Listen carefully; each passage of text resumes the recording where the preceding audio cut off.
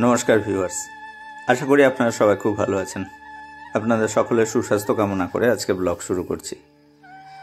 Viewers, আজকে আমি আপনাদেরকে নিয়ে যাব একটা এমন জায়গা, যে জায়গাটা চারিপাশে জল দিয়ে ঘেরা, প্রায় 1500 বিঘা জমির উপরে একটা চর, গঙ্গা নদীর চর। সেই চরটাকে অনেকে বলাগড়ি চরও বলে। আসলে এই চরটার নাম ভবানীপুর চর। এটা হুগলি জেলায় অবস্থিত। চাকদা গঙ্গা কৌরনগর ঘাট পেরিয়ে ওপারে মিলনগড়, মিলনগড় থেকে বলাগড়ে যাওয়ার রাস্তায় এই চরটা পড়বে।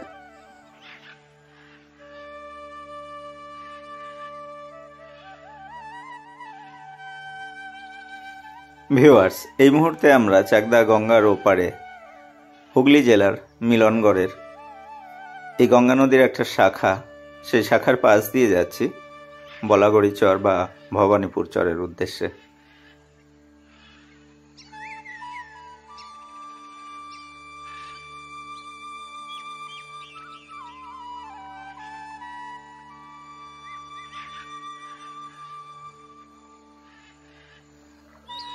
আজকের এই ভ্রমণ পথ আমাদের সাইকেলে। আজকে আমার সঙ্গী ছিল আমার ভাতৃপ্রতিম জয়ন্ত হাওলাদার, সেও চাকদারি ছেলে।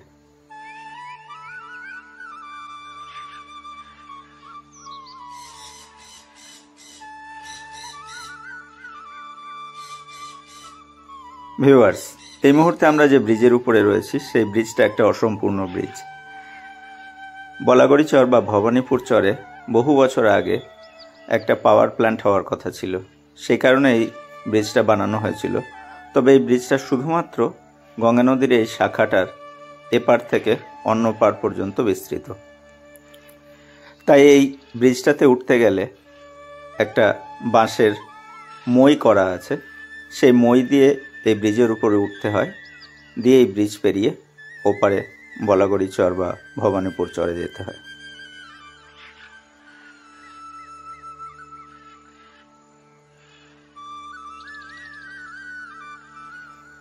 ভিউয়ার্স, আপনারা জানলে অবাক হবেন, এই ভবানীপুর চরে মাত্র 5টি পরিবার থাকেন এবং তাদের যাতায়াতের জন্য একমাত্র রাস্তা এই অসম্পূর্ণ ব্রিজ এবং এই বাঁশের মই।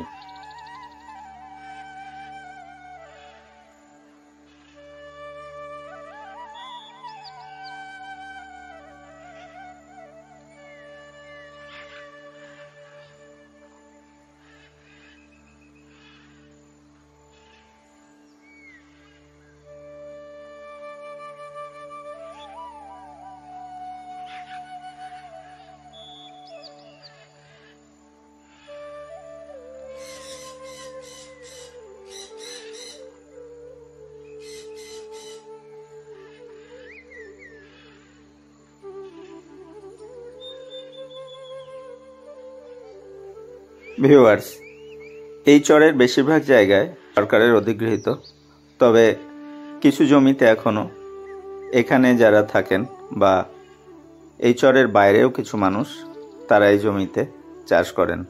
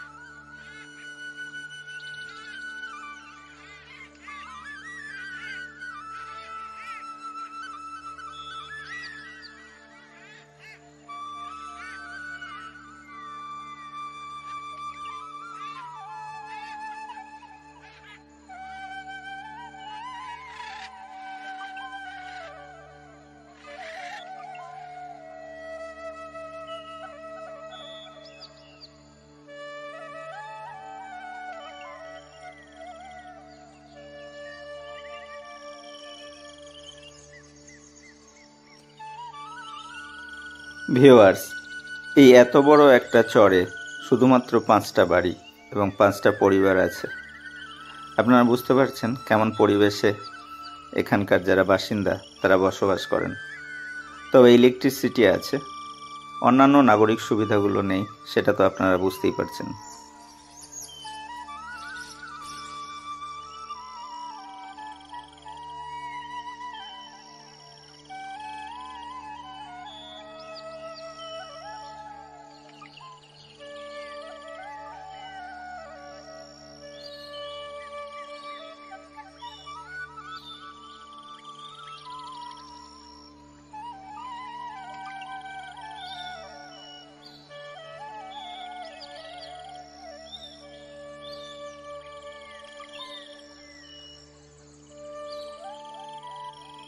ভবানীপুর চরের এই অংশটায় এসে মনে হয়েছিল যেন পুরুলিয়ায় চলে এসেছি। এই জায়গাটার ল্যান্ডস্কেপ আপনারা বুঝতে পারছেন পুরুলিয়ার সঙ্গে মিল রয়েছে।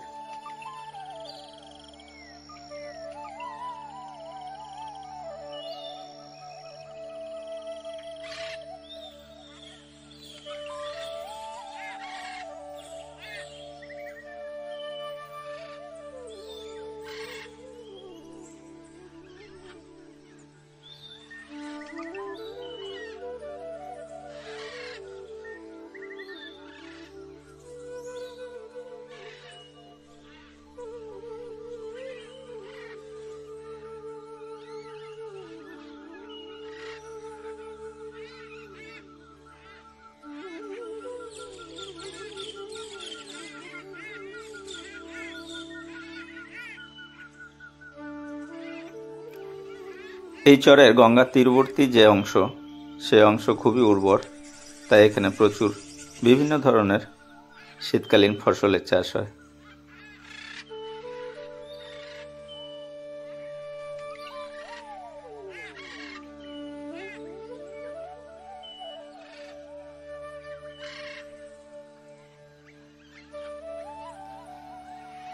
পনেরোশো বিঘা বিস্তৃত এই বিশাল চরে শুধুমাত্র 5টা পরিবার থাকে এবং 20 থেকে 25 জন এই চরের জনসংখ্যা। ভাবলেও অবাক লাগে।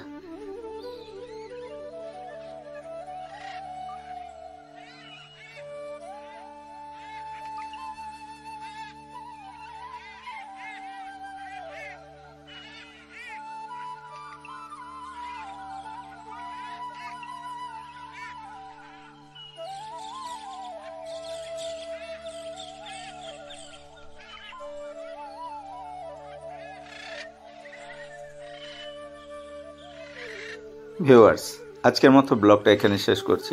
আবার আপনাদের সঙ্গে দেখা হবে অন্য দিন, অন্য কোথাও। নমস্কার।